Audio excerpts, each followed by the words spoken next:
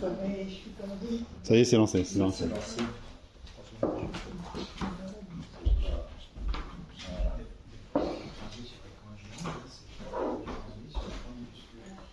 On va commencer cette nouvelle rencontre. On est ravis de vous accueillir. Bienvenue à toutes et à tous à la bibliothèque de Maison Lafitte. Aujourd'hui, on est ravis d'accueillir M. Sergio Dalla Bernardina. Je m'excuse par avance si j'écorche un peu votre nom. Voilà. Donc, je vais vous présenter. Donc, M. Dalla Bernardina, vous êtes anthropologue, professeur à l'Université de Brest. Vous vous intéressez aux interactions entre les états de nature, l'animalité et la culture, dont on estime, peut-être à tort, en tout cas on peut en discuter, quel est l'apanage de l'homme, avec une spécialisation sur les phénomènes synégétiques, c'est-à-dire en lien avec la chasse, depuis de très nombreuses années. Vous avez vous avez reçu l'influence de Philippe Descola, notamment, qui est un très grand anthropologue et qui était membre du jury de votre thèse. Vous avez, depuis que vous travaillez sur ces sujets, consacré une somme assez considérable d'ouvrages et d'articles qui traitent de cette distinction un peu plus poreuse entre nature et culture, pour aller vite. Vous tenez également un blog qui s'appelle L'animal comme prétexte, dans lequel vous commentez des sujets d'actualité, en lien avec votre spécialisation scientifique. Donc, vous avez par exemple consacré votre dernière réflexion au compostage des humains qui meurent. C'est un trait d'humour et en même temps un sujet qui va devenir d'importance, disons.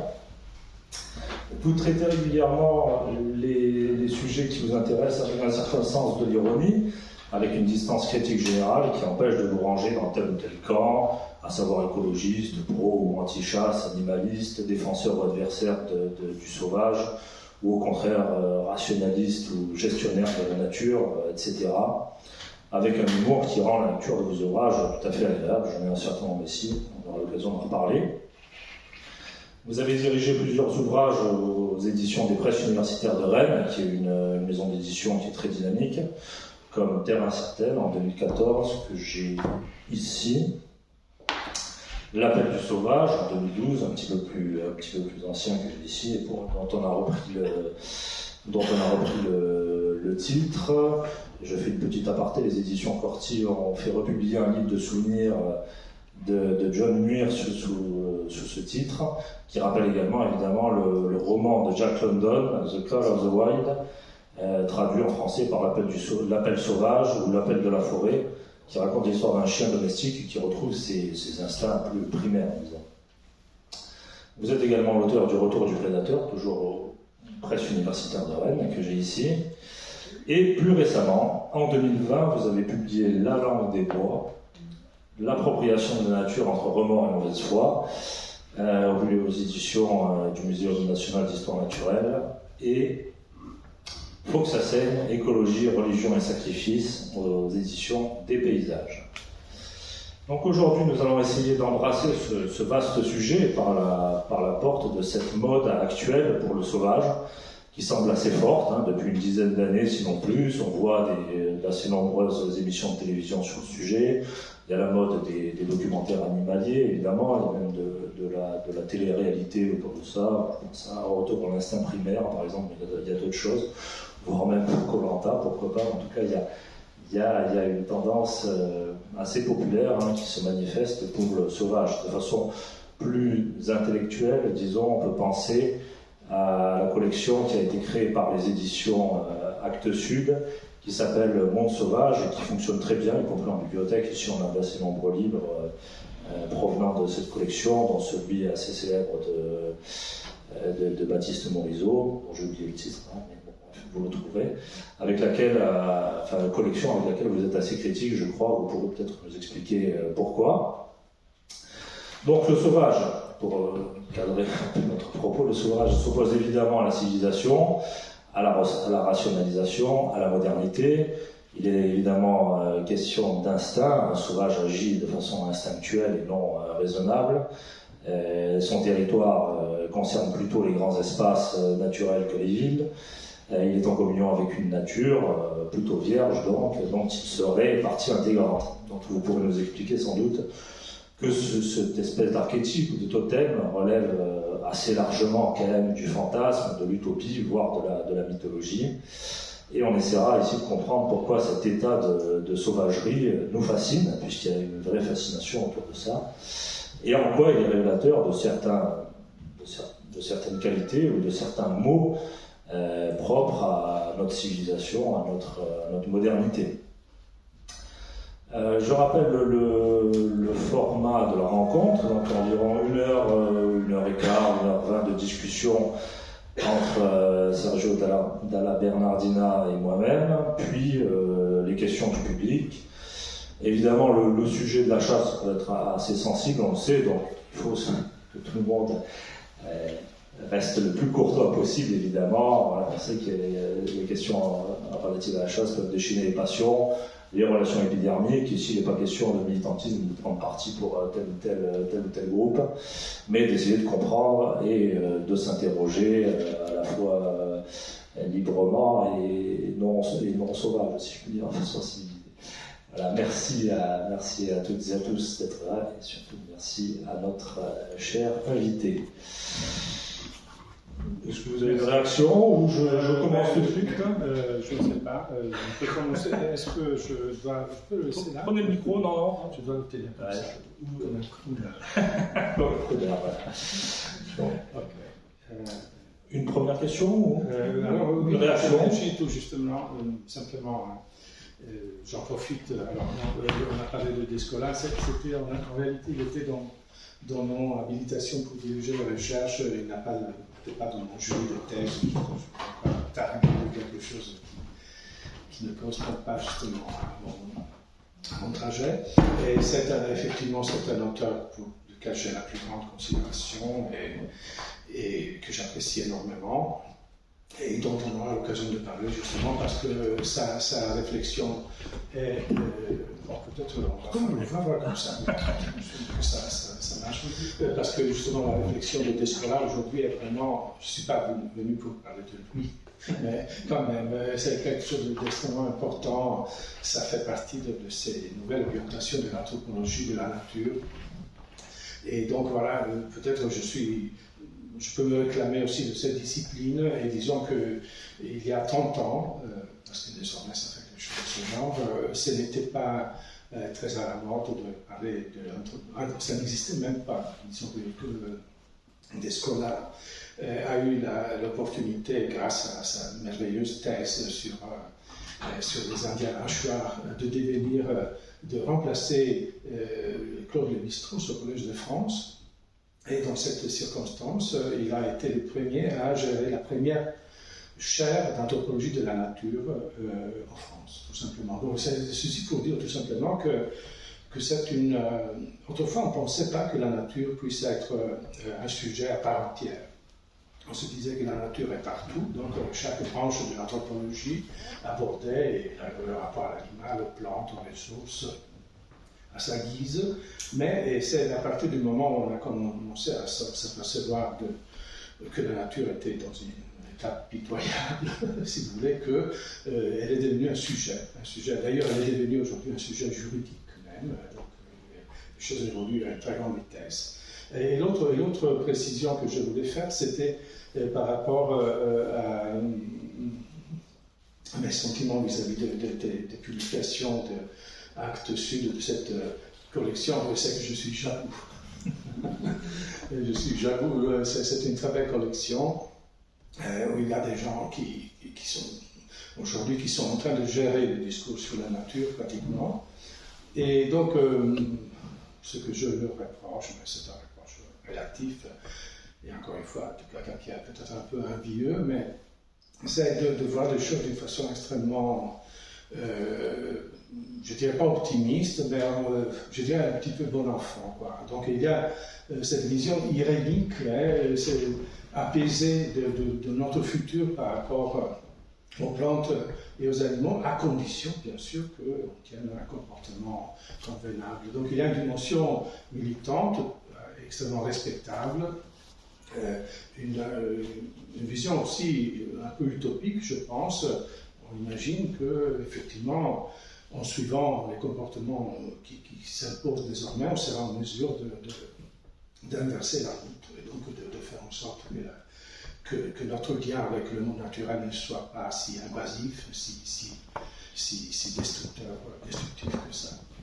Mais donc voilà, alors que moi j'ai une vision un peu plus pessimiste et donc j'ai tendance aussi un peu à regarder avec une certaine distance certains des comportements très mutualisés justement qui caractérisent les nouvelles manières de se rapporter au monde naturel. Voilà, ça c'était juste pour se positionner un peu par rapport.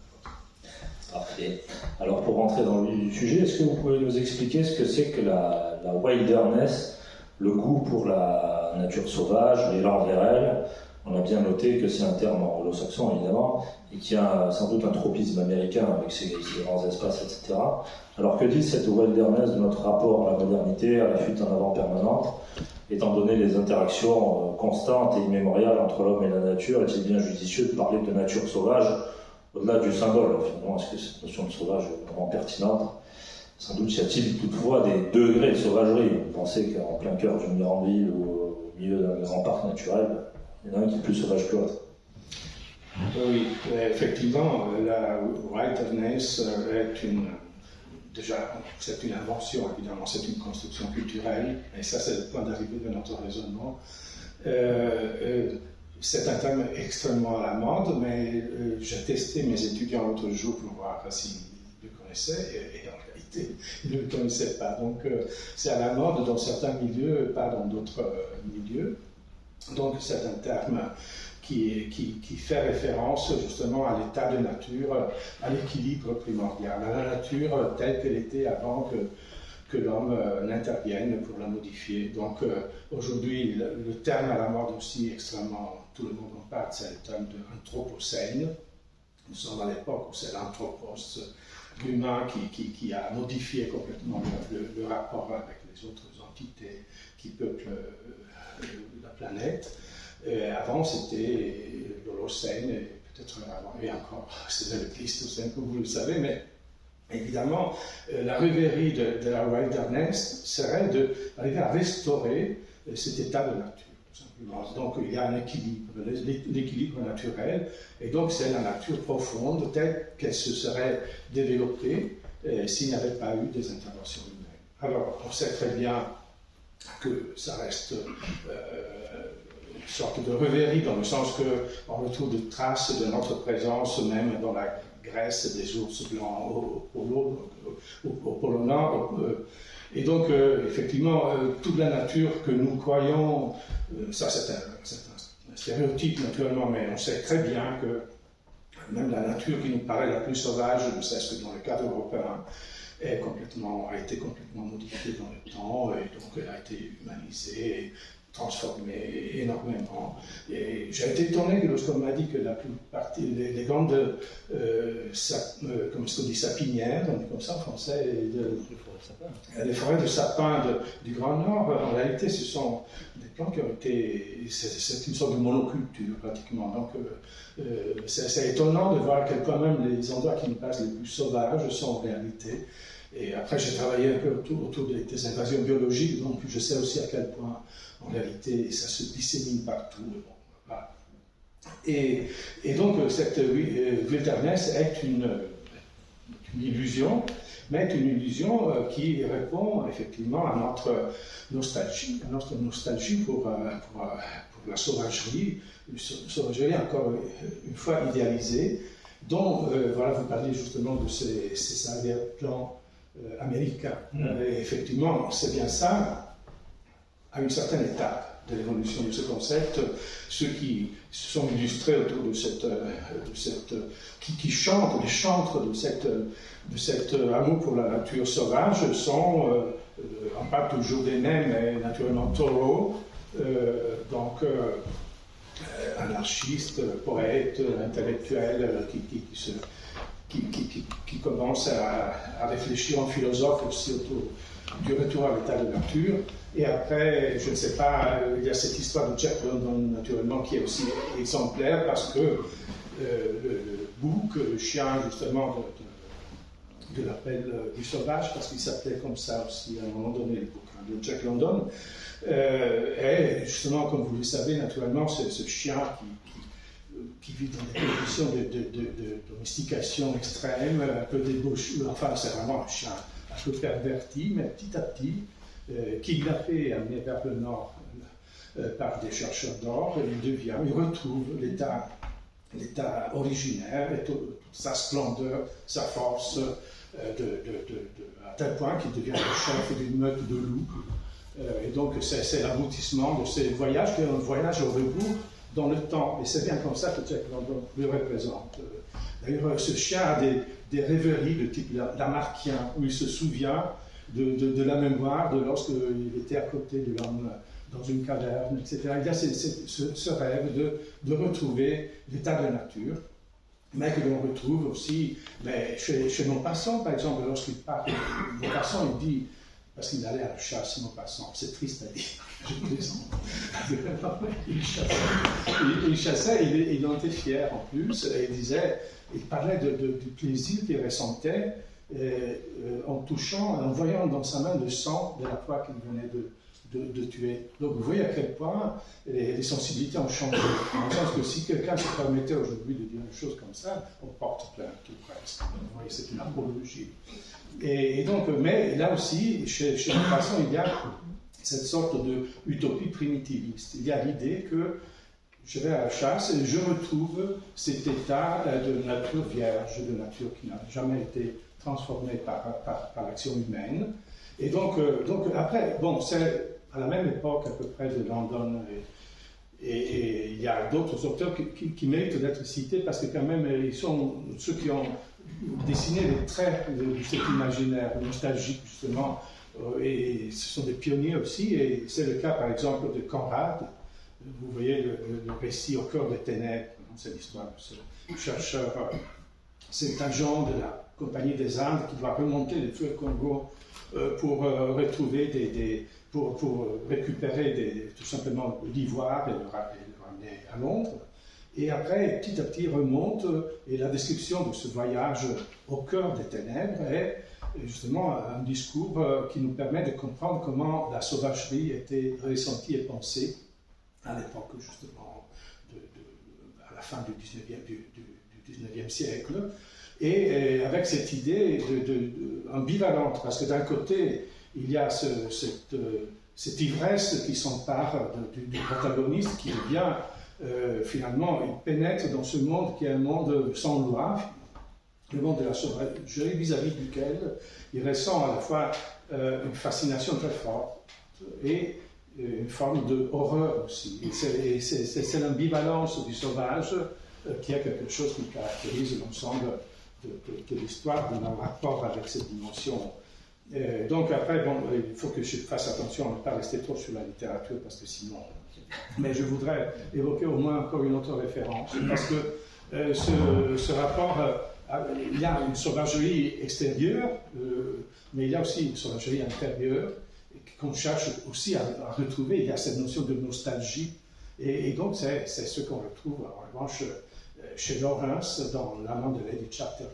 Elle aussi, elle ne peut plus supporter comme le chien de Jack London ces conditions de domestication, et il cherche à retrouver dans sa propre profondeur, grâce à la médiation de cet homme sauvage qui est l'amant de Lady Chatterley, justement, de retrouver ses instincts complètement refoulés, enfouis, etc. Donc, on voit que c'est une époque à laquelle on commence à se poser la question du retour.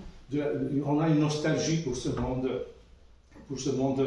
de la sauvagerie, mais bon, là, pour faire encore un peu d'érudition comme ça et après en finir, et il faut dire qu'il y a plein d'auteurs qui ont étudié sérieusement cette histoire de l'utopie du retour à la nature.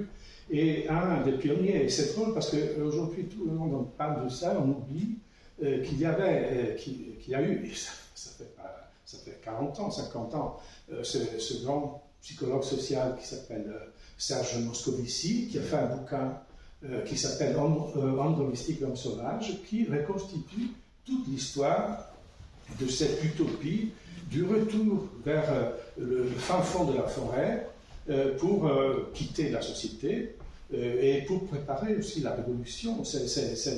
On peut s'imaginer un monde différent, géré sur des règles différentes. Donc cette utopie est une utopie qui vient bien plus ancienne, je veux dire, par rapport à ces auteurs du XIXe siècle, qui d'ailleurs s'inspirent de quoi? Lorsqu'on parle de cette passion pour ce monde originaire, on pense aussi forcément à toute l'esthétique romantique et à l'esthétique du sublime. Donc les Allemands aussi, ils sont beaucoup là-dedans, dans cette idée de l'état d'esprit qui saisit l'être humain, qui mesure toute sa petitesse face à la grandeur du spectacle de la nature, encore une fois avec cette idée d'un retour à la nature qui reste encore de l'ordre de l'utopie. Et donc c'est l'utopie, mais après, encore aujourd'hui, lorsqu'on a envie de faire la révolution, qu'est-ce qu'on fait? On va dans la brousse, c'est le Viet Cong, avant c'était le maquis, c'est Notre-Dame de la Lande. Enfin, il y a forcément cette sorte d'appel de la forêt, mais comme si la forêt était le lieu à partir duquel on retrouve toute la force originaire. Et ça, là, on pourra en parler aussi par rapport à la manière dans laquelle on pensait ça dans la mythologie grecque, dans la mythologie grecque, mais je pense que c'est mieux qu'on s'arrête là par rapport à cet aspect concernant la wilderness. Sinon, maintenant, je pense que justement, on en parlait tout à l'heure, j'en viens aussi à... cette wilderness, après, je voudrais parler de la manière dans laquelle, en réalité, il y a un vécu par rapport à la nature sauvage qui a été étudié par les historiens, par les ethnographes, qui a un vécu bien différent par rapport à cette nostalgie, qui n'en est pas une, sauf dans certaines classes sociales à certains moments. Parce qu'effectivement, il y a le fait que la forêt sauvage, le monde sauvage a été considéré pendant très longtemps plutôt comme ce par rapport à quoi il fallait prendre ses distances. C'était la nature menaçante qui fait tout ce qu'elle peut pour empêcher les agriculteurs, les éleveurs de gagner des espaces. Donc c'est ce qui n'est pas trop compris aujourd'hui lorsqu'on parle de la ruralité, on reviendra plus tard sur ce thème-là éventuellement, c'est qu'il y a une représentation ambivalente de la nature sauvage. D'un côté, on pourrait dire presque du côté de la société, du monde aristocratique, c'est un Dieu intéressant parce que c'est un Dieu où on retrouve justement cette force, cette énergie, on s'entraîne pour la guerre, c'est le lieu où on fait des prouesses, c'est le lieu aussi où on pénètre pour ramener quand même une civilisation et chasser toutes ces bêtes qui se cachent là-dedans. Et donc pour mettre de l'ordre, donc il y a cette idée, lorsqu'on parle de ces héros, je sais pas, des sagas, et notamment dans la tradition chrétienne quand même, qui pénètrent dans la forêt, c'est toujours, ou bien ce sont des moines, des renonçants, on peut dire, des ermites qui renoncent donc à la société, donc ils vont là, et il y a toute une iconographie très intéressante à ce sujet, parce qu'il y a plein de tableaux où on voit le moine, l'ermite, qui est en train de soigner un animal blessé ou chassé par qui? Par justement ces aristocrates qui étaient ceux qui détenaient le droit de chasse dans la forêt. Et l'Église a dû lutter énormément pour empêcher justement que cette passion pour la chasse surmonte la passion pour le bon Dieu. Et donc il y a toute une série de légendes qui évidemment ont été produites par l'Église et faites circuler. Évidemment, on voit très bien la longa manus de l'Église là-dedans qui rappelle à quel point c'est très dangereux de se laisser emporter par la passion de la chasse. Et donc, c'est l'histoire, je ne sais pas mais il y a aussi une version pour la fin de Charles Magne, oui, voilà, concernant une des différentes versions concernant sa fin, il est à la messe, mais il entend les corps des chasseurs dehors, et donc il ne résiste pas à la tentation de sortir. Il monte sur un merveilleux cheval blanc qui part, et qui est le cheval, etc. Donc c'est le diable, et bye bye, on ne le voit plus. Donc moi, pour ce qui concerne le folklore alpin, par exemple, j'ai plein d'histoires comme ça qui racontent de la manière dans laquelle le chasseur, et c'est dit au début du récit, le chasseur qui n'était pas allé à la messe le dimanche, mais qui avait osé monter parce qu'il avait vu le jour avant un chamois, il repart, il revient avec ce chamois et après il s'aperçoit qu'il pèse de plus en plus le chamois, il le regarde et il dit mais non, c'est bien le diable. Et heureusement, il avait sur lui du pain béni. Enfin, après, c'est un livre bien, si vous voulez, d'histoire, mais l'idée est que le fait de transgresser, de se laisser emporter par cette autre grande passion, qui est la passion justement pour ce monde de la forêt, est quelque chose que l'Église a cherché à contrôler autant que possible. Donc, il y a un imaginaire négatif concernant justement la wilderness, parce que qu'est-ce qui se passe dans la wilderness? Ben, il y a les païens, ils sont là-dedans, il y a du paganisme, donc il y a des rituels de type de forme de zoolatrie, voilà. Et donc, c'est une idée qui était courante et qui permettait de définir aussi toutes ces formes de religiosité païenne que l'on retrouvait au-delà des régions qui avaient été conquises par le christianisme. Voilà. Donc, voilà. Et c'est là que je pourrais insérer cette histoire que vous connaissez probablement, qui a été reprise par Flaubert, qui est l'histoire de ce Saint Julien l'Hospitalier. C'est une histoire très intéressante. Ça fait partie, encore une fois, de ces histoires qui nous permettent de comprendre comment était vécue et représentée la nature sauvage et la passion pour cette nature sauvage dans les sociétés traditionnelles, disons, ne serait-ce que dans l'ère méditerranéenne, méridionale, si vous voulez, de l'Europe. Donc, Saint Julien l'Hospitalier était un jeune aristocrate qui adorait la chasse. Et il adorait un peu trop la chasse, donc il a pris l'habitude de tuer les animaux avec, au-delà de la mesure. Voilà, c'est un cas qu'on dirait le grec de hubris, il dépasse les limites de la normalité, et donc qu'est-ce qu'il fait? Il pénètre de plus en plus, il s'enfonce comme le personnage du roman de Conrad, Au cœur des ténèbres, il s'enfonce dans la forêt et pris par ce désir de tuer. Il tue tous les animaux les plus gentils, il y a des petits chevreuils comme ça, lui, il fait un massacre, avec tous les armes possibles imaginables. Après, il revient, et il rentre à la maison, et dans son lit, il voit un homme et une femme qui sont en train de dormir, et il dit, oh, mon Dieu, mon épouse m'a trahi, et donc il tue tous les deux. Et oui, enfin, c'était des gens qui n'avaient pas beaucoup de médiation. Et donc, il sort, il rencontre, hélas, il rencontre son épouse qui lui dit, écoute, il y a tes parents qui sont venus te rendre visite, je les ai mis dans mon lit. Et donc, voilà, c'est extrêmement tragique dans ce qu'il a. Donc, c'est une tragédie, on dirait une tragédie grecque, quoi. Il a tué son père et sa mère, quoi. Et donc là, évidemment, c'est la douleur qui le rend fou. Il part, il s'enfonce dans la forêt, il disparaît, et il conduit une existence de plus en plus comme ça, d'humilité, et à tel point qu'il devient une sorte dans un bateau, voilà, il amène les gens, il les fait passer d'un côté à l'autre du fleuve, je ne sais pas si ce sont des pénitents. Et donc le bon Dieu est tellement ému par cette conversion qu'on va lui consacrer pour finir plus vite des vitraux dans la cathédrale de Bohain.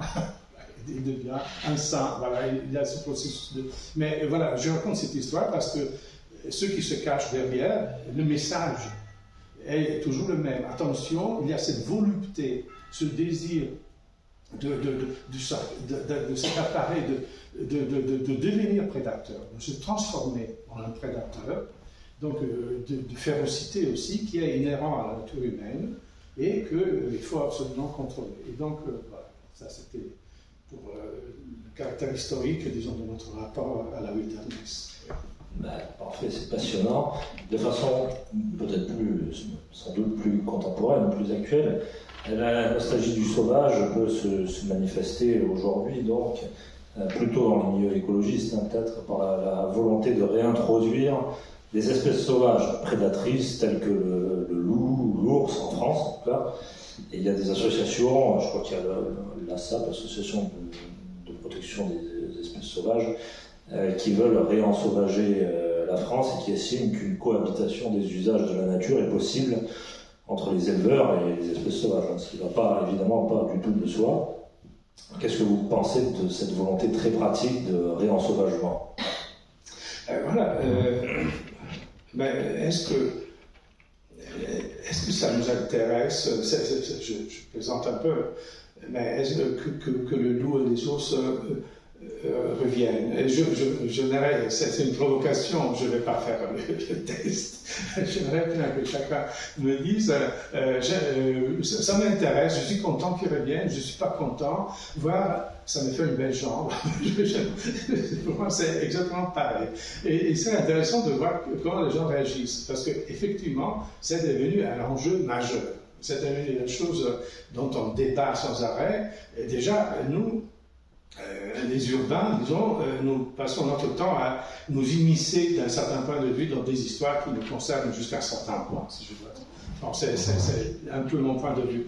Mais on peut s'interroger sur les raisons de ces retours. Et moi, personnellement, d'un certain point de vue, je le dis tout de suite, j'aime bien l'idée qu'il y ait je suis un peu égoïste, qu'il y ait des ours et des loups, parce que je m'étais dit, et donc il y aura moins de touristes. Non. Je pourrais donc me promener. De toute façon, les loups, ça serait vraiment de la malchance totale. C'est une sorte d'ordalie que je sois mordu par un loup, parce que, enfin, pour l'instant, au moins, on n'a pas beaucoup d'informations concernant, pour la contemporanéité. Pour le passé, c'est un autre discours. Les ours, en revanche, c'est déjà un peu différent. Mais je veux dire, à la limite, l'idée est, ça met un peu d'adrénaline dans mes promenades. Enfin, ça peut être, on peut dire que c'est agréable, si vous voulez, d'un certain point de vue. Si je me mets quand même dans la perspective des ruraux, je comprends qu'il y a un problème. Il y en a plusieurs. Alors déjà, pourquoi est-ce qu'on a décidé de réintroduire ces animaux? Les raisons sont connues, officielles. Moi, j'ai regardé un peu dans le plan loup lorsqu'il y a eu la réintroduction, un projet de réintroduction, et de réintroduction, pas de réintroduction, parce qu'il n'y a pas eu une intention délibérée de les réintroduire. On a créé les conditions pour qu'ils puissent effectivement se répandre. Donc il y a toute une controverse là aussi, mais enfin on va pas l'évoquer maintenant. La raison officielle n'est pas très claire, mais elle est implicite, c'est-à-dire c'est à cause, pour des raisons écologiques, dans le sens qu'on sait très bien que lorsqu'il y a des ours et des loups, ça veut dire que toute la chaîne trophique est parfaitement représentée et que donc le biotope est sain. Et donc, c'est un bon signe de la biodiversité qui s'est recréée dans un contexte où manquait des animaux qui étaient déjà là dans le passé. Donc, l'argument des scientifiques, il me paraît tout à fait légitime, c'est hésiter. Pourquoi est-ce qu'ils devraient disparaître alors qu'ils existent encore? Donc, recréons, voilà, ce n'est pas la wilderness, mais recréons cet état d'équilibre plus ou moins hypothétique qui est celui d'avant la mécanisation de la planète. Je ne sais pas ce que vous pouvez mettre là-dedans.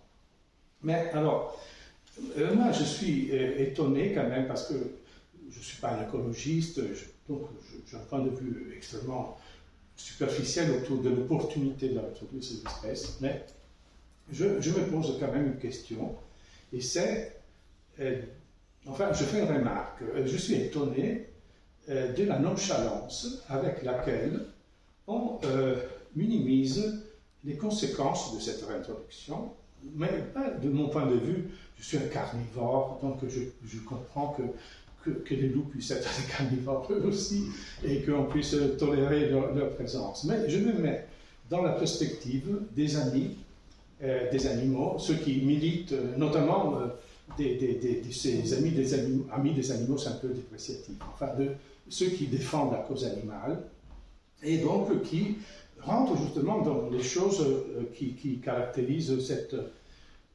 belle nouvelle histoire qu'on est en train de raconter autour du rapport à l'animal. C'est-à-dire, on a découvert que les animaux, certains animaux au moins les plus proches de nous, mais pas seulement, mais les poulpes aussi, ont une conscience, une intelligence, ils se projettent dans le futur, et ils ont toute une série de caractéristiques qui nous empêchent de jouer sur cette rupture entre nous et les autres. Donc on parle de plus en plus de l'animal comme personne, comme sujet.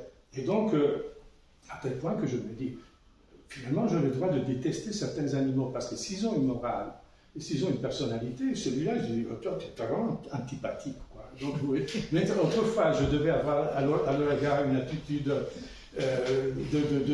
comment dire, de bienveillance généralisée, très, très, très british, si vous voulez. Enfin bon, tu es gentil, oui, tu es un peu bête, mais je t'aime également. Alors que là, je plaisante naturellement, mais c'est pour provoquer autour de cette idée qu'on commence à reconnaître aux animaux une sensibilité et toute une série de caractéristiques qui les rapprochent de nous.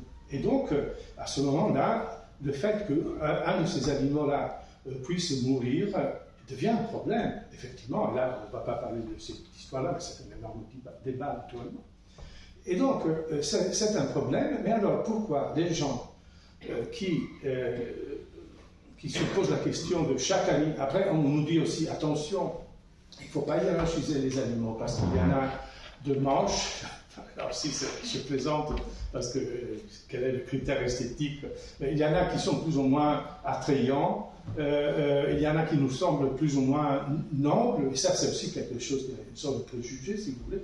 Et donc, alors qu'on nous apprend, attention, tous les animaux, toutes les vies se valent, c'est ça le discours, toutes les vies des animaux se valent. Et alors si c'est vrai, pourquoi est-ce qu'il y a, disons, je dis au hasard, 600 loups en France? Après là, il y a des controverses énormes, il y en a qui disent qu'il y en a le double, comme ça, c'est pas important. Faisons semblant qu'il soit 500. Il y a 500 loups qui arrivent, il y a quelques années, j'ai les chiffres de 2019, ils avaient tué 14 000 animaux domestiques.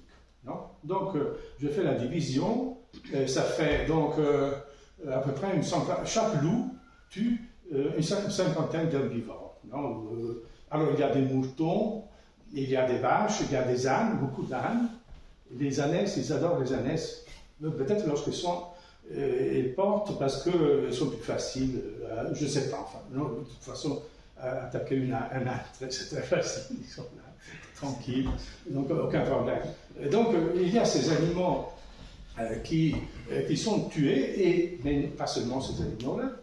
Moi, j'ai décrit toute une série d'histoires de personnes qui avaient un petit caniche, un chien tout sympathique, dont on a retrouvé quelques jours plus tard seulement la mandibule et l'œil droit mangé justement par les loups. Là, ce sont des êtres. Lorsque le paysan, et là je ne suis pas vraiment celui qui veut défendre la cause paysanne, ce n'est pas vraiment mon truc, mais je cherche quand même en tant qu'anthropologue à me mettre un instant dans l'état d'esprit de ces gens-là.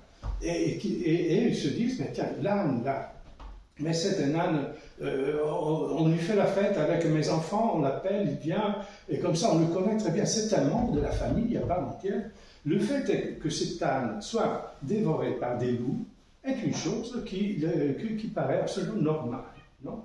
Le fait que donc 50 de ces animaux soient tués par chacun des loups qui circulent, alors je ne veux pas dire c'est bien, c'est mal, je note tout simplement la disproportion Et donc je me demande pourquoi est-ce que cette chose ne nous scandalise pas et pourquoi est-ce qu'il n'y a pas des défenseurs de la cause animale qui se disent attention, il faudrait empêcher ce carnage systématique. Enfin bon, ça c'est une question comme ça. Alors bon, moi j'avance une hypothèse un peu démentielle et que donc que je glisse quand même là comme ça, et c'est que tout change si on commence à imaginer que ce qui nous plaît du loup, qui nous charme comme le loup, n'est pas seulement le fait qu'il est fort intelligent, etc., mais aussi qu'il est un carnassier, qu'il dévore, et que c'est un prédateur et qui met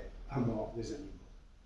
Et que cet acte de la prédation nous charme, et que, puisque désormais le chasseur n'est plus celui à qui on délègue le droit de faire ce geste-là de mise à mort d'animaux innocents dans la forêt, les loups et les ours le remplacent pour produire la même scène. Pourquoi je parle de ça? Alors, parce que la scène de la dépression est quelque chose qui nous intrigue terriblement.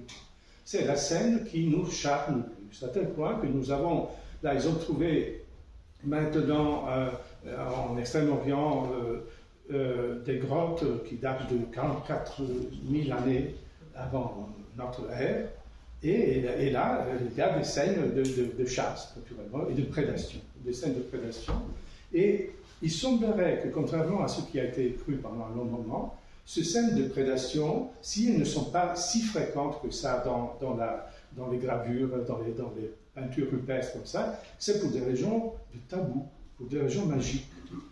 Et non pas parce que ce n'était pas quelque chose qui était terriblement présent dans l'imaginaire comme ça, collectif. Mais alors, j'ai passé en revue l'histoire de cette image-là, mais vous les avez tous, ces matériaux-là, sous les yeux, et on voit que cette scène du prédateur qui sévit sur la proie, on la retrouve dans l'iconographie internationale avec une insistance systématique jusqu'à la contemporanéité. Et donc, c'est quelque chose... Alors, après, on peut se demander qu'est-ce qu'il y a qui nous intéresse dans cette scène-là. Et on peut dire différentes choses. Par exemple, ce qui peut nous intéresser, c'est le fait qu'on peut s'identifier à tous les protagonistes. Je peux être le prédateur, je peux être le proie. Il y a quelque chose de très synthétique là-dedans, une scène cruciale. Voilà, donc on pourrait imaginer quand même que derrière cet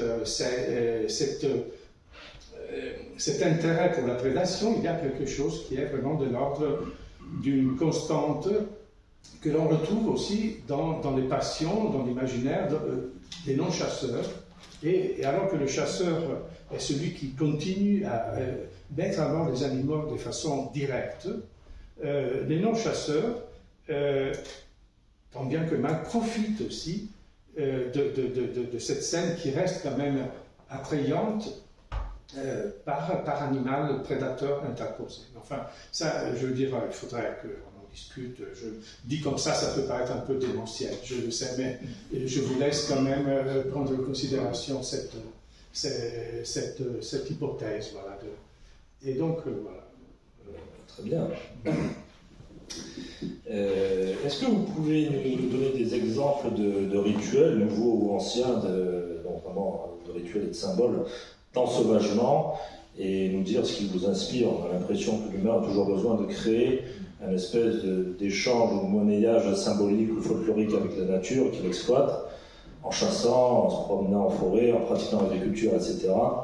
Le grand sociologue Jean Baudrillard disait qu'il n'y avait plus d'échanges symboliques organisationnels dans les sociétés modernes, contrairement aux sociétés traditionnelles. Dans ce domaine, on a l'impression, dans le domaine, disons, plus agricole, on a l'impression que l'échange symbolique structurel, même inéquitable, puisqu'évidemment, en forêt, on tue un animal, même si on se met un peu de sang sur la tête pour créer une forme d'échange, voilà, l'échange est peut-être pas tout à fait égal.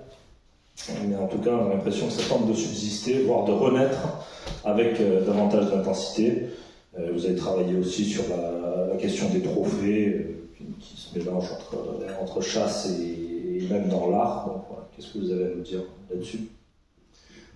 Oui, alors je comprends, je sais à peu près quel est le point de vue de Baudrillard là-dessus, dans le sens que l'animal est devenu une marchandise, donc il n'y a plus besoin de jouer dans un rapport de réciprocité avec l'animal, avec la nature en général.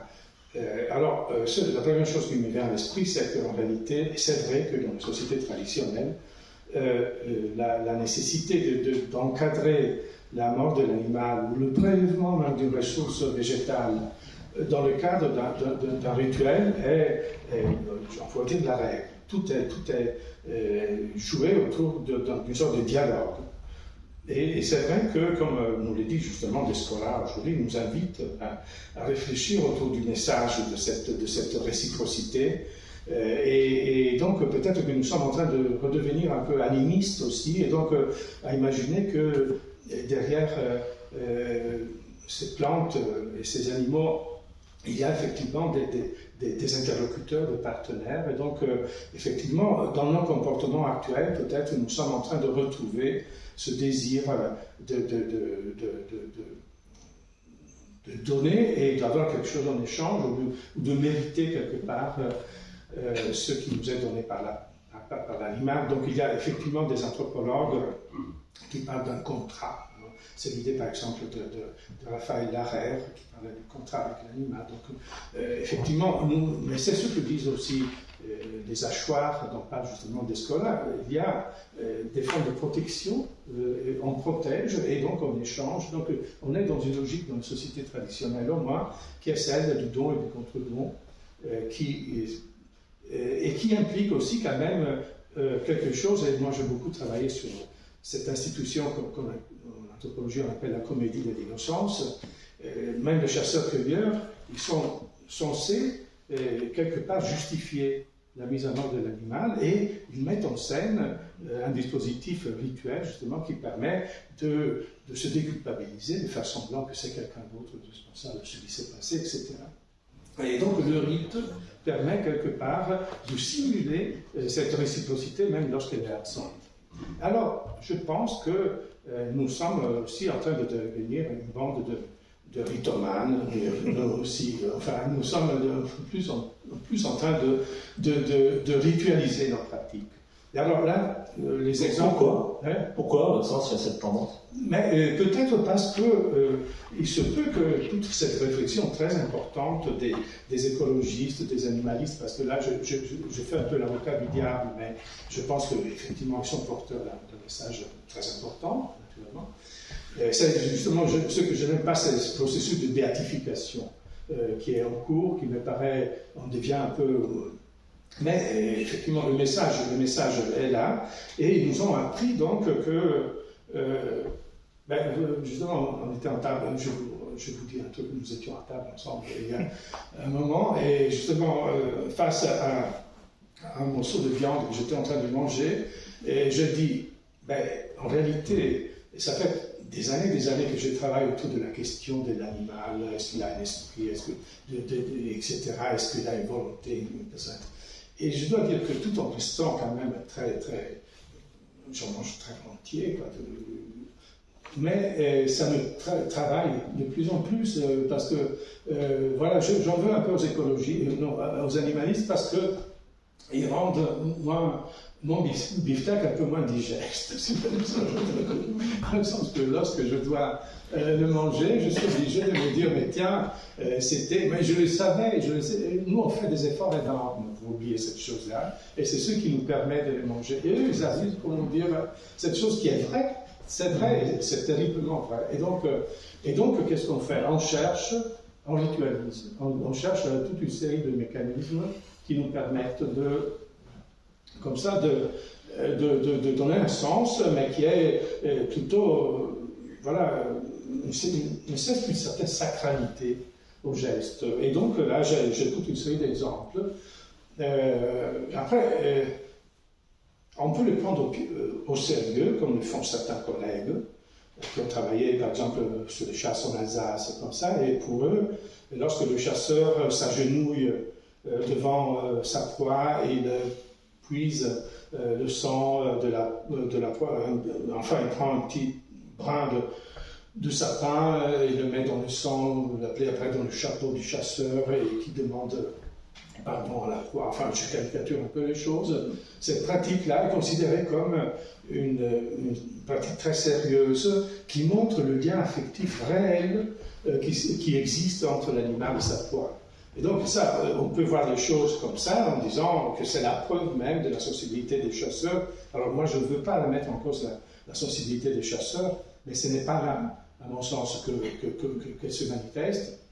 Et d'ailleurs, je me souviens que j'étais en train de mener des enquêtes à la frontière, enfin, au Piémont italien, mais où il y avait deux pratiques de chasse qui étaient en train de se confronter.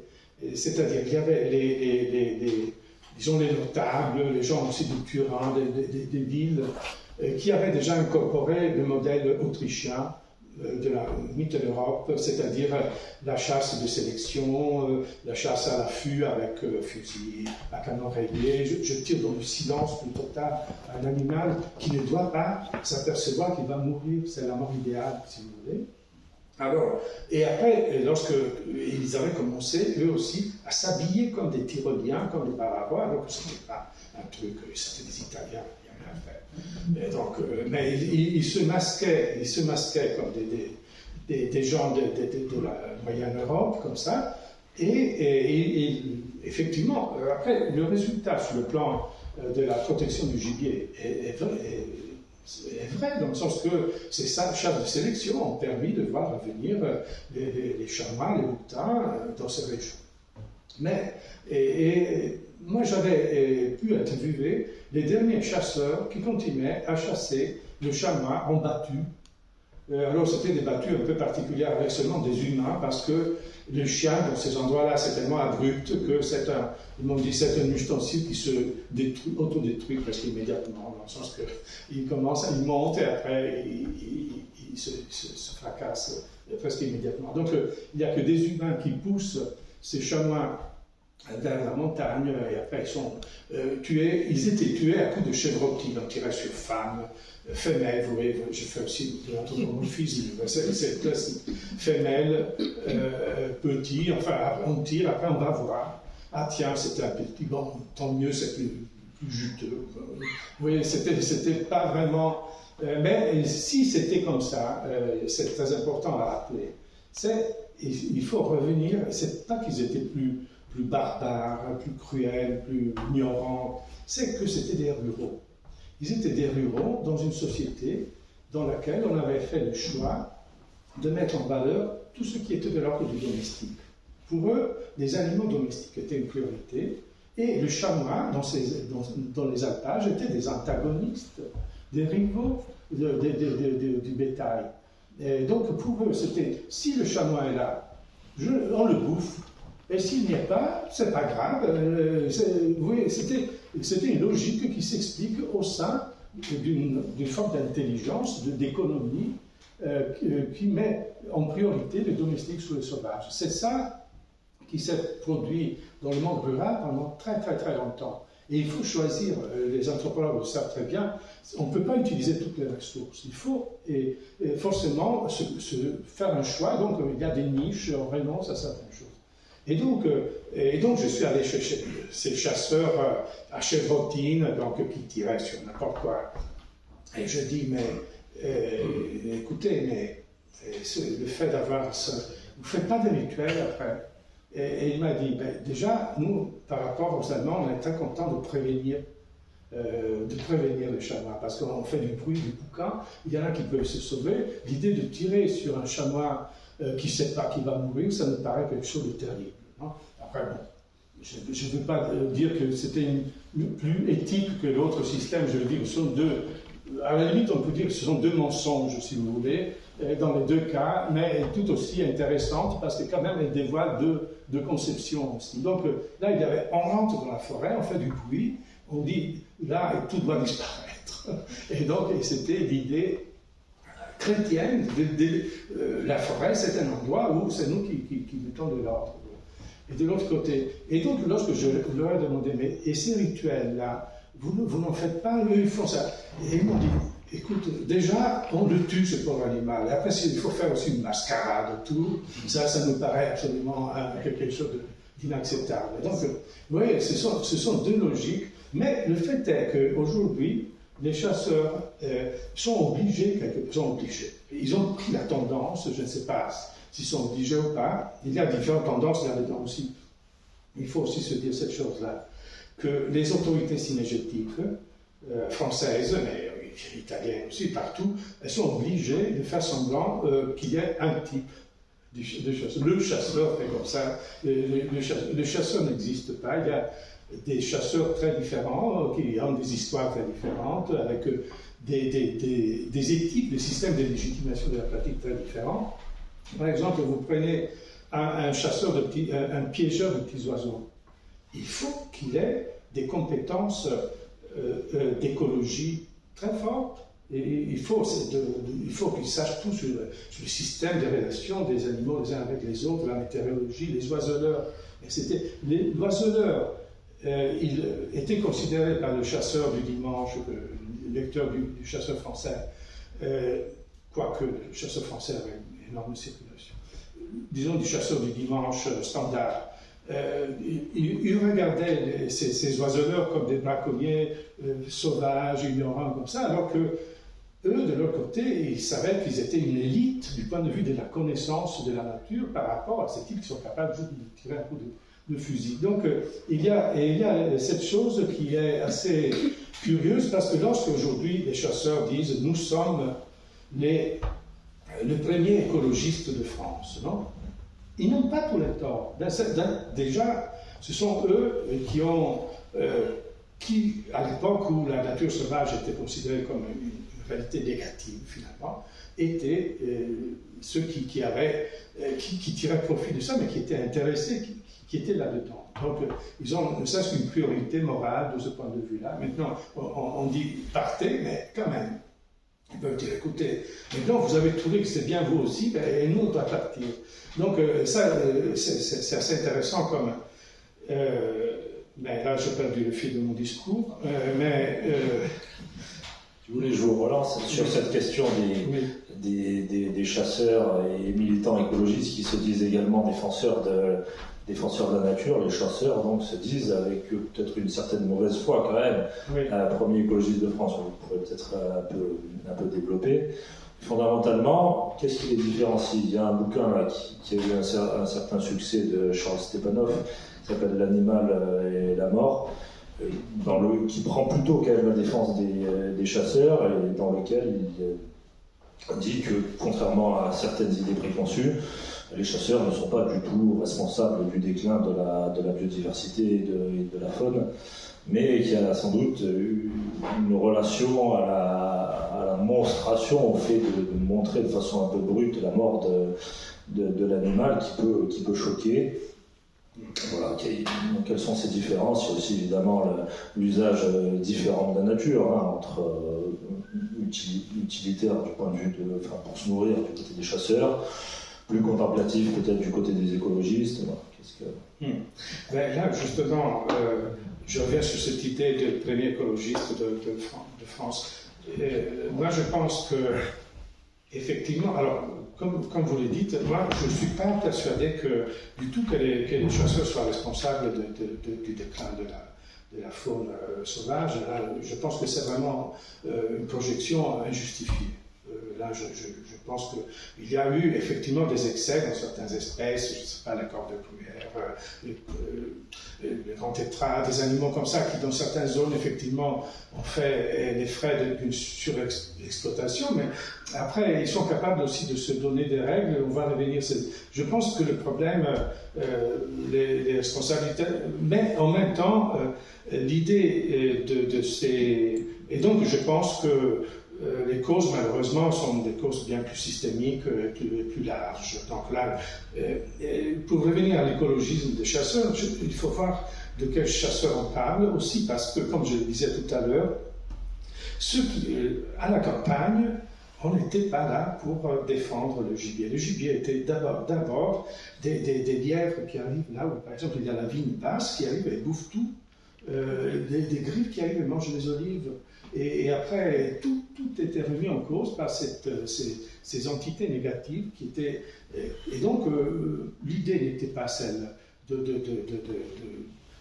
cette idée du chasseur rural, protecteur de l'environnement parce qu'il s'en sert pour se nourrir. Voilà, c'est l'idée qui est proposée justement, si j'ai bien compris, par Charles Stepanov, et je trouve que son livre est très, très beau par ailleurs, hein, mais et dans cet aspect-là, je ne suis pas... lui dit, mon ethnographie dit ça, mais en réalité, il parle de chasseurs qu'il a interviewés, mais c'est mon point de vue, peut-être. Mais pour moi, les chasseurs, ça fait 40 ans qu'ils ont changé, dans le sens que ça fait à peu près 40 ans que le chasseur français, donc la revue officielle, a commencé à prendre une tournure écologiste, entre guillemets. Et ils ont un langage d'écologiste. Et donc, si on va parler avec un chasseur d'aujourd'hui, lui, il n'est pas en train de mentir. Il a eu cette transformation, et il est en train de nous dire ce qu'il ressent lui et ce qu'il a vécu à peu près. Et que donc, il y a ces jeunes générations de chasseurs, pas tous, hein, parce que les chasseurs de caricature qui tirent sur la canette de bière, ils existent aussi, et ils sont nombreux aussi. Donc, c'est là qu'il y a toute une mauvaise foi. Mais ce n'est pas important. Je veux dire, il y a sûrement une prise de conscience écologique de la part des chasseurs. Avant, c'était tout simplement anachronique, à mon sens. Donc, le rapport à la nature était un rapport plutôt de prédation, et d'une prédation de la part de quelqu'un pour qui il était important, notamment, de préserver les ressources dans le champ du domestique. Donc, voilà, c'est là que j'ai une perception différente de la question. Oui. Alors, vous parlez également de l'amour de la nature, de l'injonction morale qu'il y a désormais à dire qu'on aime la nature. Vous savez que personne dit maintenant je n'aime pas la nature, enfin c'est des discours très minoritaires, jusqu'à l'étouffer parfois de façon assez pratique. Alors quelle forme peut prendre cet étouffement et quelles sont les évolutions récentes qui vous paraissent caractéristiques ou significatives de l'usage des forêts et des bois en cours? Peut-être avec un peu de perspective historique, peut-être, ou dans l'espace. Oui, alors, justement, les passionnés de la wilderness maintenant, ils sont très nombreux. Je ne parle pas des sportifs de haut niveau, comme ça, il y en a plein actuellement. Mais on retrouve un peu de tout. Hein. Là, je peux tourner, encore une fois, les choses en caricature, mais je ferai référence à 2-3 figures qui ont attiré mon intérêt parce qu'elles sont assez représentatives et ce sont des figures liées à ce qu'on appelle le néopaganisme. Le néopaganisme. Et voilà, on parlait de ce front d'une vision plutôt, je dirais, chrétienne, c'est une approximation très contestable, du rapport à la forêt et d'une vision plus nordique et plus païenne, probablement. Non? Et donc là, dans le néopaganisme, on va revenir dans cette envie de nature et de faire des choses cachées dans la nature, justement, des thèmes qui sont des thèmes, justement, liés à des formes de religiosité pré-chrétienne, tout simplement. Et alors, je pense, un cas très intéressant est celui d'un certain, il est connu, Robert Bly, il s'appelle, ou Bly, je ne sais pas comment ça se prononce, c'est un psychanalyste et poète, un peu gourou sur le bord, américain, qui soignait ses patients, qui étaient des... Je ne sais pas s'il est mort, mais c'est une chose récente. Ces patients étaient tout simplement des hommes d'âge moyen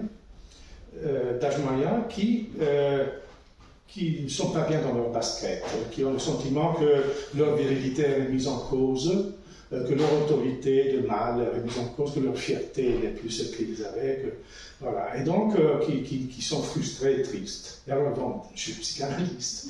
Et tous ensemble, un peu de caricature, tous ensemble, ils se rendent dans la forêt et ils apprennent à retrouver justement leur vigueur par des rituels initiatiques, en reprenant des comportements qui sont justement les comportements des grands prédateurs, il faut hurler comme des loups et faire des choses de ce genre. Donc, et par le biais de cette sorte de psychothérapie sylvestre, on arrive à leur faire retrouver une partie de leur férocité cachée, implicite. Donc, il y a aussi des PDG, des managers qui font ces cours pour retrouver leur autorité. Et donc, ça, c'est une manière, par exemple, assez curieuse d'investir les espaces sauvages aujourd'hui, mais avec quoi? Avec un imaginaire derrière de type néo-darwinien. C'est-à-dire, la nature sauvage est un lieu où les vraies hiérarchies se rétablissent. C'est là où les loups, il y a les loups alpha. Aujourd'hui, vous avez entendu récemment, il y a aussi des femelles alpha qui revendiquent les louves alpha. Les louves alpha. Enfin, effectivement, c'est drôle parce que donc, ça je l'écrivais il y a 30 ans, nous sommes devenus plus ou moins des, comment dire, enfin, notre point de vue est celui je dirais, des républicains, tout simplement, mais notre imaginaire est encore monarchiste. Et donc, pour ce qui concerne le rapport à la nature, il y a le roi de la nature, et il y a le roi des forêts, et c'est, je ne sais pas, enfin, le roi de la savane, c'est le lion, il y a l'aigle, et là, on hiérarchise les animaux, et on pense que la prédation est un droit, et ce qui évidemment est vrai par ailleurs, mais donc, on calque aussi l'image de la société humaine, du bon fonctionnement de la société humaine, si on a une vision de type, on pourrait dire, néolibéral, en la basant sur cet exemple qui est celui qui vient directement des luttes qui s'instaurent au sein de la communauté animale. Et donc, voilà. Alors, autre exemple de ce type-là est celui au féminin. Je ne sais pas si vous connaissez ce célèbre. Elle a eu bien plus de succès. Ils sont vrai qu'ils sont copains aussi, mais je pense, à mon sens, Piccola Estes, non, Clarissa Piccola Estes, a écrit pratiquement le même bouquin et a fait le même parcours pour les femmes. Et donc, alors, vous connaissez Clarissa Piccola Estes, c'est une écrivaine qui a écrit un bouquin qui a vendu 2 millions de copies au moins, d'exemplaires. C'était un grand succès, mais il y a longtemps, qui s'appelait Femmes qui courent avec les loups. Femmes qui courent avec les loups. Et ce qu'elle proposait, elle, c'était que les femmes retrouvent leur lupinité, non? Leur lupinité intrinsèque. Et comment est-ce qu'elle faisait pour faire ça? Alors, déjà, c'est intéressant, parce qu'il y a donc une construction mythique de qu'est-ce que c'est qu'un loup actuellement. Qu'est-ce que c'est qu'un loup? C'est quelqu'un de très généreux, de très courageux, de très fidèle, mais qui malheureusement a été toujours détesté par les humains et donc expulsé, traité, etc. Donc il y a toute une description négative de la manière dans laquelle le loup a été traité, ce qui est vrai, évidemment, mais en tentant de créer un parallélisme entre la femme et le loup. Et d'ailleurs, peut-être je peux vous lire. On a combien de temps? Parce que là, il nous reste encore 3 quarts d'heure. Ah oui, une demi-heure. Je vais vous lire le passage de cette Piccola Estes, parce que je l'avais regardé exprès. Donc, une demi-heure.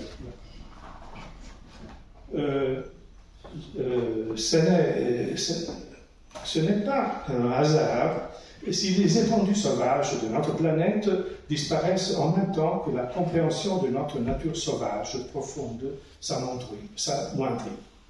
On voit aisément pourquoi les vieilles forêts et les vieilles femmes sont tenues pour des ressources négligeables.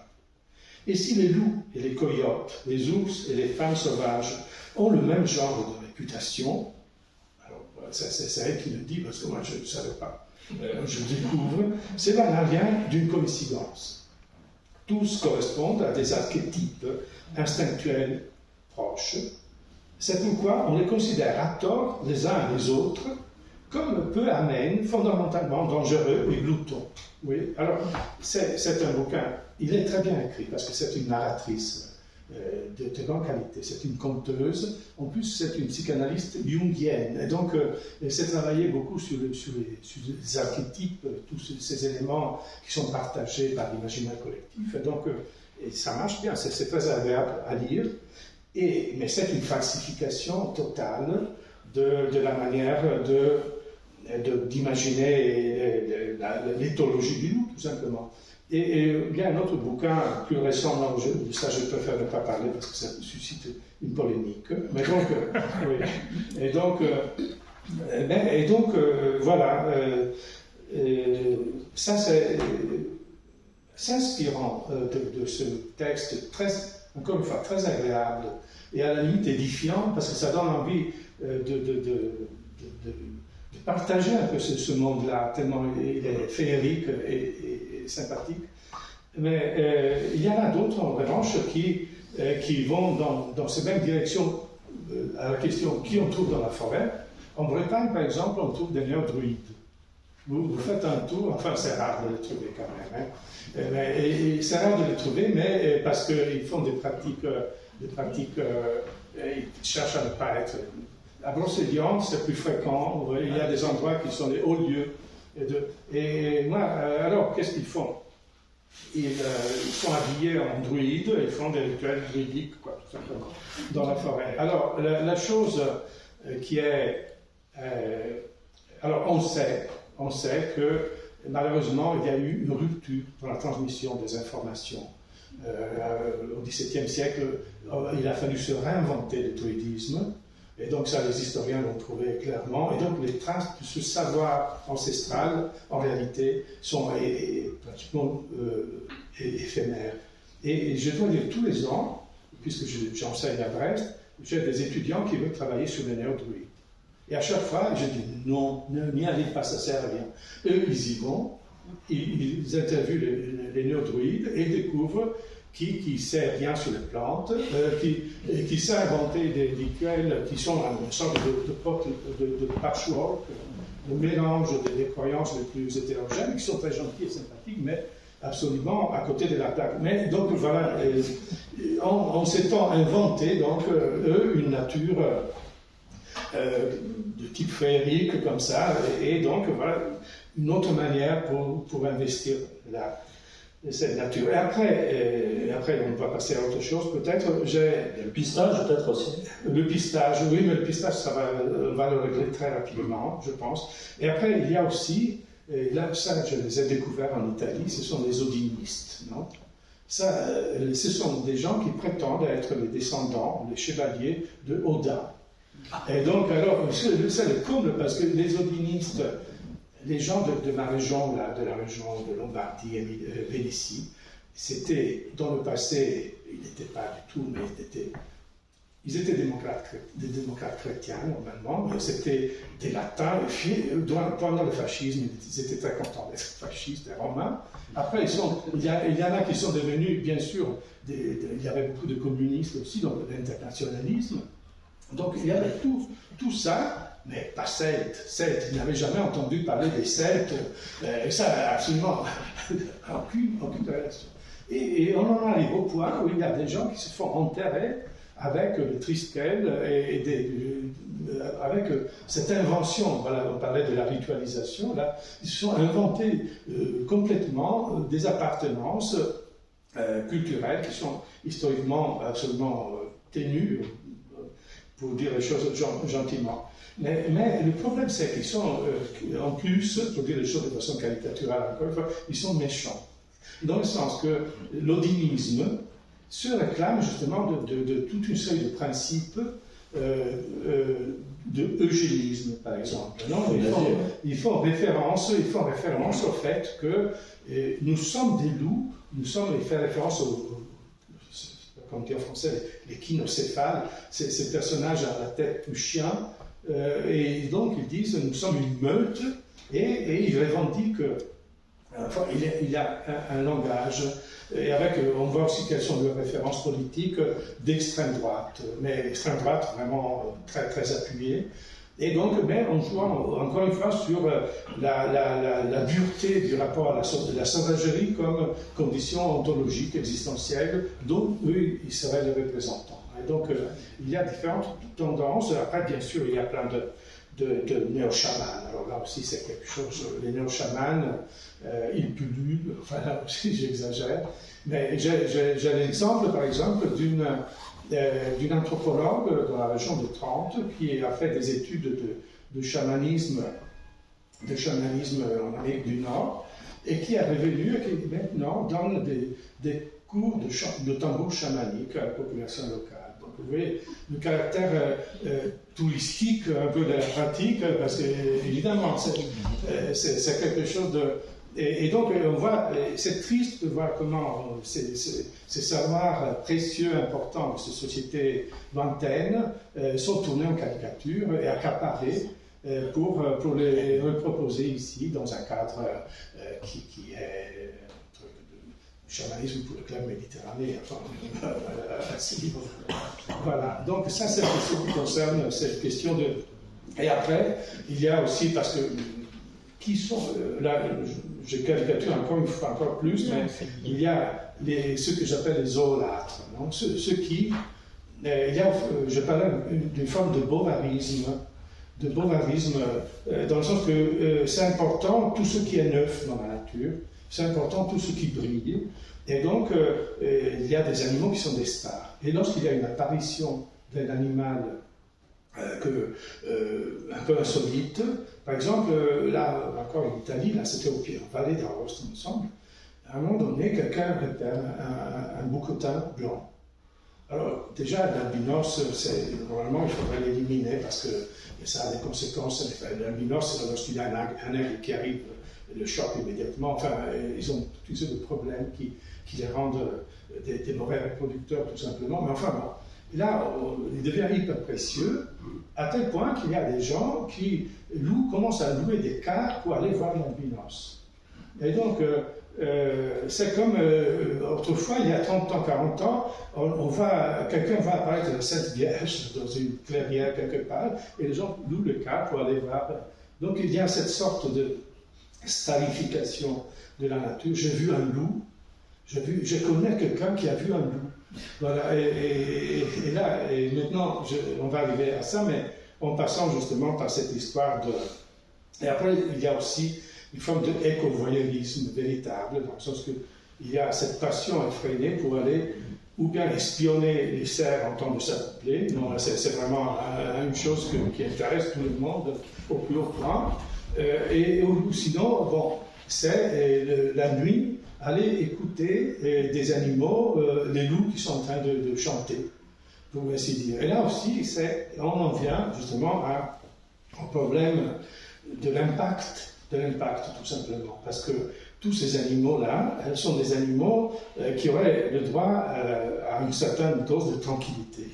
Et alors que, effectivement, plus on dit qu'on va pister, c'est devenu beau de suivre l'animal, de trouver l'animal, après une recherche qui me rappelle d'ailleurs de très près les récits de chasse, parce qu'on fait semblant alors que c'est des chasseurs qui arrivent, ça fait des siècles qu'on raconte cette histoire-là, que j'ai vu l'animal, on s'est regardé, on s'est compris, et on a vu que nous étions des interlocuteurs valables là-bas. C'est une rhétorique qui n'est pas... Aujourd'hui, on la redécouvre même chez des anthropologues, et ça devient quelque chose qui nous paraît particulièrement touchant, comme si ce discours sur l'altérité de l'animal, mais aussi sur l'identité de moi et de l'animal, était quelque chose de très récent que finalement on a découvert. Alors que c'est une belle histoire qui vient de très loin, effectivement. Mais le problème, c'est que maintenant, tout le monde a le sentiment qu'il doit aller pister quelque chose dans les forêts. Et donc c'est la prolifération des gens avec des caméras partout d'ailleurs pour pendant la nuit prendre en photo, filmer l'animal qui va boire quelque chose comme ça. Donc vous allez dans une forêt, faites attention à ce que vous faites parce que vous êtes filmé. C'est quelque chose de...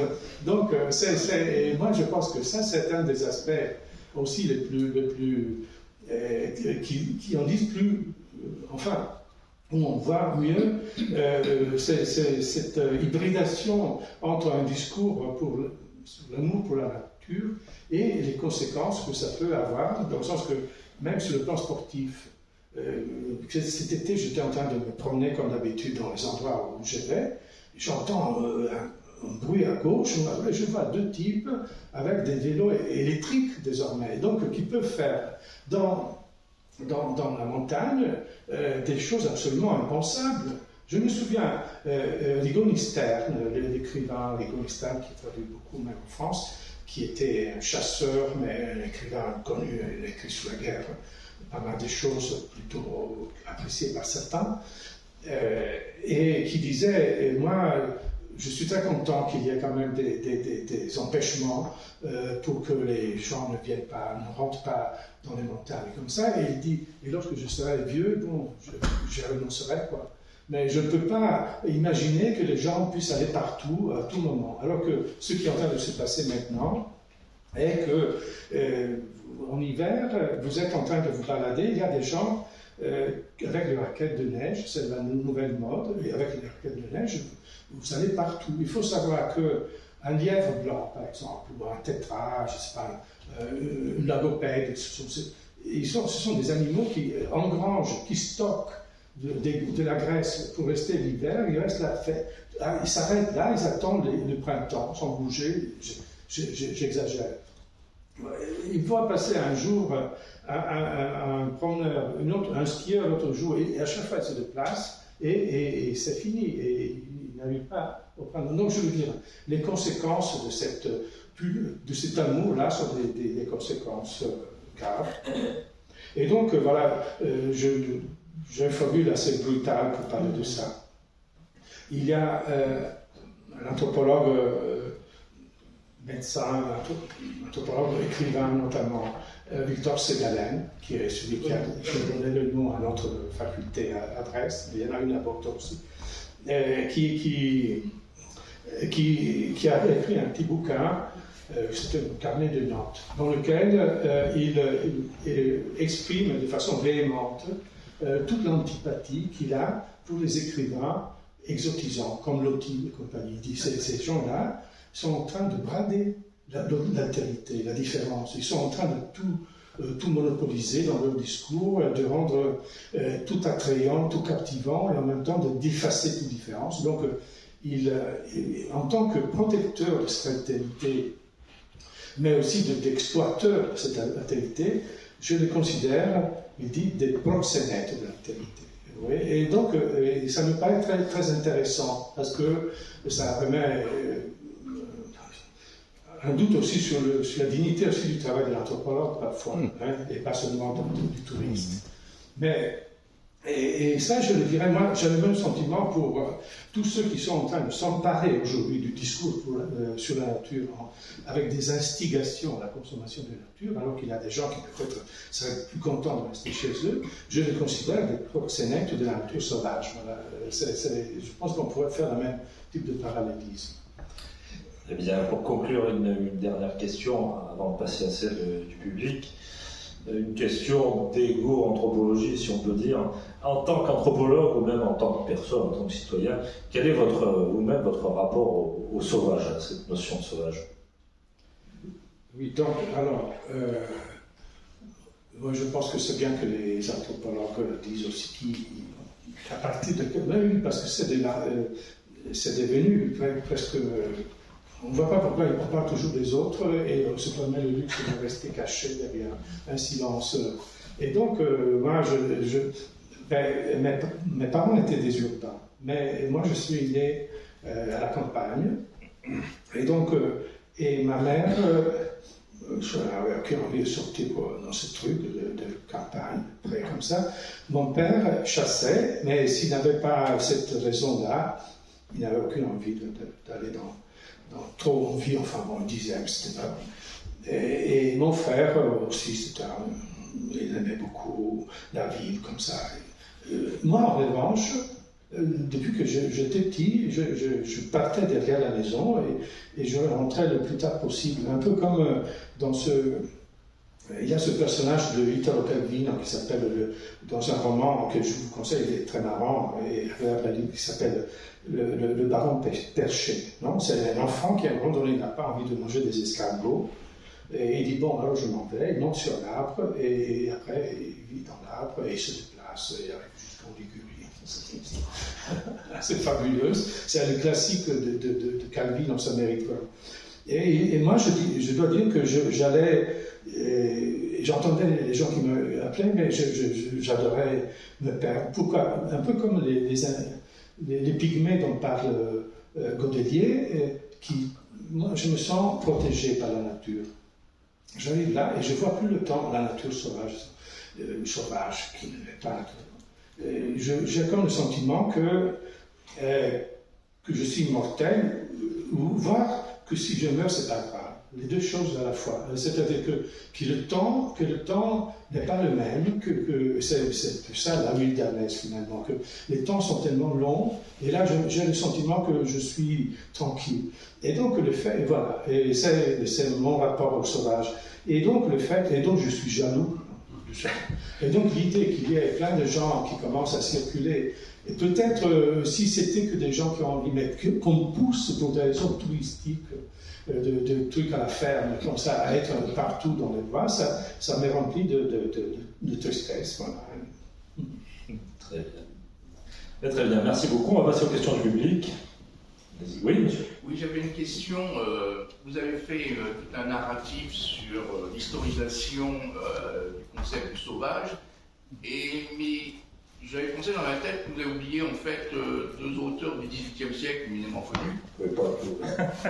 Qui est Jean-Jacques Rousseau et pour le mythe du bon sauvage, et notamment, et pour celui qui m'intéresse le plus, c'est en fait Emmanuel Kant sur l'état de nature et pourquoi on est sorti de l'état de nature et pourquoi on ne peut pas y revenir. Quelle est votre position à ce sujet? Alors Kant, je ne le connais pas assez bien, mais je pense que voilà, l'idée de sublime quand même, voilà, et donc j'avais fait référence juste au fait qu'il y a ce concept-là qui se cache derrière, c'est une des premières conceptualisations très précise et large de ce sentiment. Voilà. Et Rousseau, oui, il y a des pages importantes chez Lévi-Strauss dans l'Anthropologie structurale 2, où il parle justement de la dette de l'anthropologie, à la pensée de Rousseau. Et voilà, je disais le romantisme, mais effectivement, vous avez raison, ce sont deux auteurs qui nous permettent de dire que ce n'est pas forcément les Américains. Non, c'est en ça que je voulais avoir votre réponse. Une autre question? Oui, Oui, allez-y. J'ai vraiment apprécié, et je vous en remercie, monsieur le professeur, mais ce qui nous a fait, disons, l'intérêt le plus grand, c'est que vous nous avez en quelque sorte déniaisé, parce qu'on s'aperçoit qu'un discours d'instinct est en fait un discours de manipulation.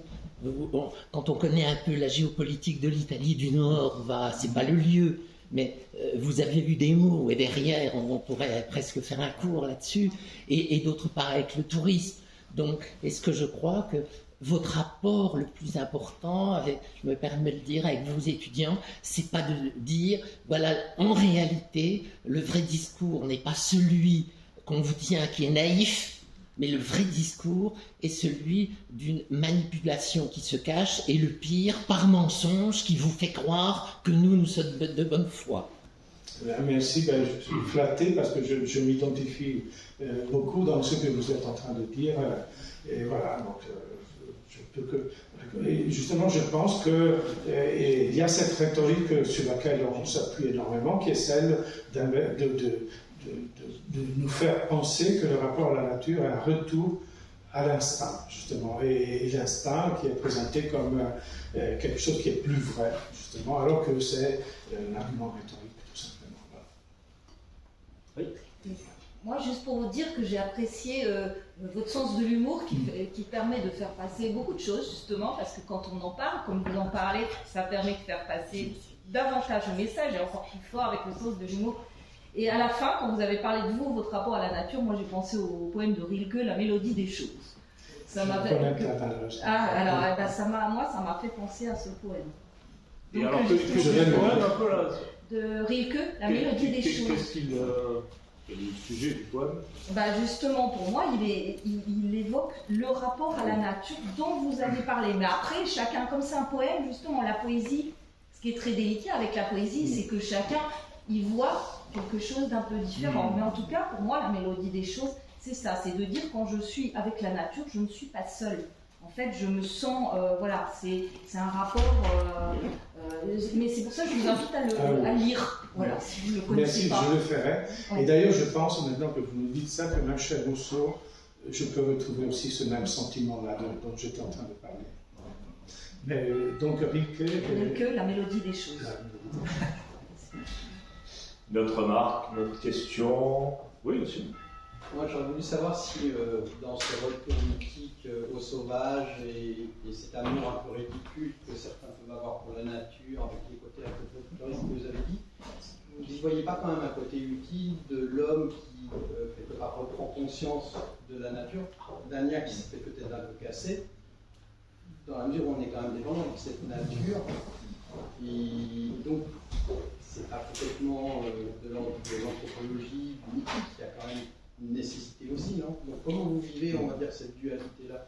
Non, mais vous savez, je comprends très bien votre question, et parce que parfois je me dis, mais si on devait à chaque fois démystifier tous les discours en faveur de la nature, ça serait tragique. Donc, effectivement, moi je me considère un peu comme l'avocat du diable.